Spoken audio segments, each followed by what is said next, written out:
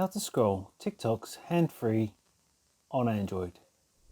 In this short video, I'm going to show you how to scroll through TikTok hands-free on your Android device. Okay, straight into it. So first, you need to visit the Play Store and download this app, Automatic Scroll.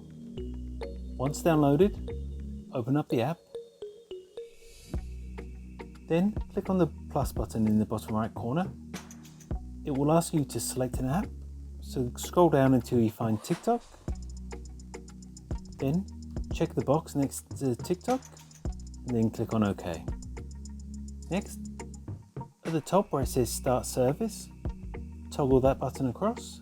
Next, click on the three dots in the top right hand corner and then click on Settings. Here you can adjust the speed of the scrolling, but to do this you actually have to pay for the premium version of this app, so give it a try.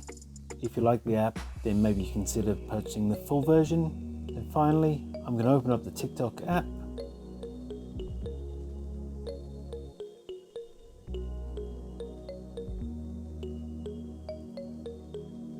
And as you can see, this is now auto scrolling for me.